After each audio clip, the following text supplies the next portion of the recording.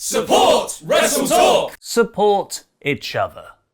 Following the tragic loss of Brodie Lee earlier this week, it's good to have some positivity coming out of it. And after it was revealed that in a dark segment at some Dynamite tapings a few weeks ago, Brodie Lee's son tapped out Kenny Omega and was announced as the new AEW World Champion, it seems AEW have gone one step further in a gesture of good faith towards Lee and his family. According to Tony Schiavone on the latest episode of the What Happened When podcast, AEW legitimately signed 8-year-old Brodie Lee Jr. to a contract. Knowing that Brodie was very sick and knowing it was holiday time, and I guess knowing that it was going to be very difficult for him to kick out, they brought little Brodie to TV, and wrestling is his life. They made him a member of the Dark Order. They put a mask on him. He came out with a kendo stick. He beat up a lot of people. This, of course, was at a TV taping with nobody in the audience. They signed him to a contract. They legitimately signed him to a contract, and when he gets of age, he will be with AEW. As Schiavone went on to talk about how often Brodie Jr. was backstage and how he followed around the talent and became one of their own in AEW, it becomes clear very quickly the kind of effect Brodie Sr. had on the world. On a personal note, I can't remember an outpouring of emotion and memories on this scale in quite some time. Unfortunately though, despite Brodie's family grieving through an incredibly trying time for them, there are those online who wish to see more transparency regarding Brodie's passing, including both fans and journalists, with some even going so far as to claim a cover-up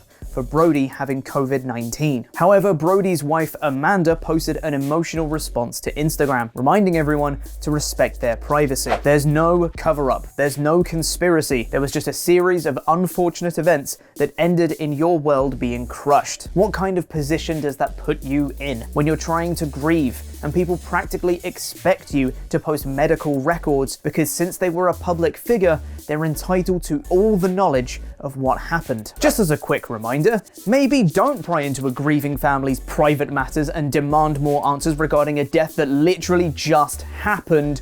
Don't be an asshole. And following on from yesterday's news where people online criticized WWE for their Brodie Lee tribute on Raw, with the opening graphic and references to his catchphrases and moves peppered in the show, where Brian Myers tweeted that there was no 10-bell salute, no video package, a new report has surfaced indicating that that might be about to change. PW Insider is reporting that numerous WWE talents and sources have reached out to state that tributes to Huber were taped yesterday prior to Raw going on the air. Sean Ross Sapp of Fightful also tweeted the same, saying WWE was at least filming content for a Brodie Lee tribute. I don't know what platform or method it will run, but they've been working on it. So while it may not be immediately, there should at the very least be a tribute of sorts coming at some point from WWE. Of course, tonight's episode of AEW Dynamite has been announced as a Brodie Lee tribute show featuring some of his and his son's favorite performers, pushing back the New Year's Smash events by 1 week. But there's still other tributes to come for the late Lee.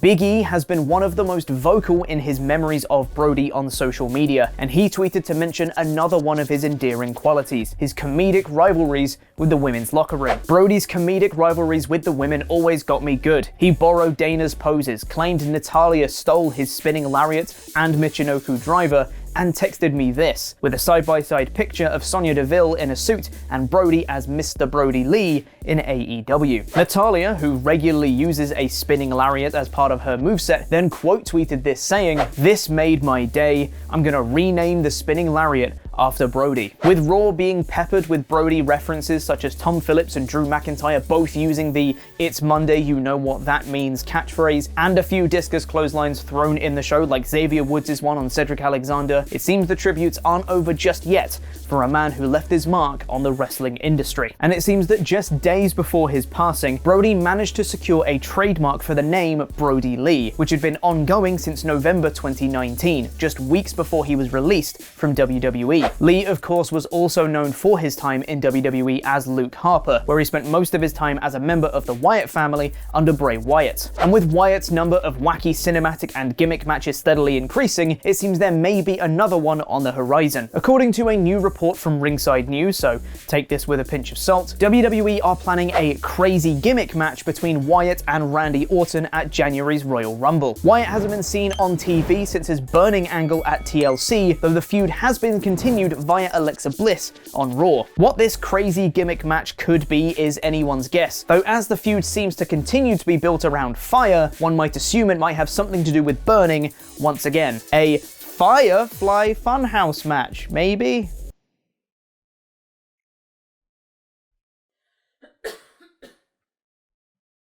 Wyatt's cinematic and/or gimmick matches have been a mixed bag so far, with the Firefly Funhouse match from WrestleMania 36 against John Cena being an absolute masterpiece, while the Swamp fight against Braun Strowman was not great. Lest we forget Hell in a Cell 2019, which was basically a gimmick match and effectively turned Seth Rollins heel because people hated it so much.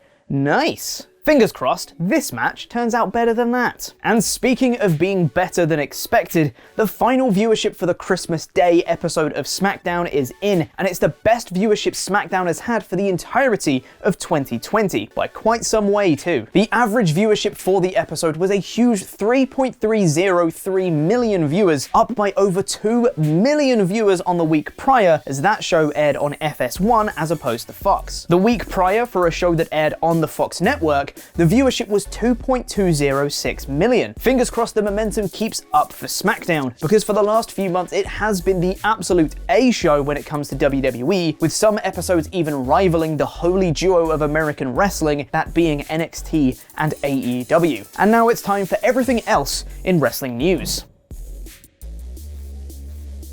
WWE Hall of Famer Booker T has criticized WWE Hall of Famer Sting for his move to AEW, saying in an interview with Chris Van Vliet, "Some guys just don't want to quit. I never thought I would see Sting still doing this at 61 years old. I just didn't think that. It's hard sometimes to walk away from this business. And then again, after you've done it so long, you want to walk away from it your way. For Sting to want to have a match, I wouldn't advise it at 61 years old. I wouldn't advise it. Is it worth it? I don't know." He also mentioned how he thought that Sting not joining WWE in 2001 when WCW folded was a mistake. As Booker mentioned in the interview, the reason Sting never joined around that time was because he felt the WCW talent were being disrespected, namely Booker himself, who was verbally run down by The Rock. What he was talking about was when me and Rock did our angle and Rock said, "Who are you?" I said, "My name is," and Rock said, "It doesn't matter what your name is." I always looked at this as wrestling. I never looked at it like it was a serious thing, and I think if Sting came in and he did an angle with The Rock, Rock perhaps would have done the exact same thing with him. But it's wrestling, and for him to have missed out on 15 years maybe of time because of that angle that I did with The Rock, I thought that was very, and I don't want to disparage him or anything like that, but I thought that was a very unwise thing to do. The Senior Vice President of Programming and Media Operations for WWE has left the company, with Craig Tello instead picking up a job at Electronic Arts.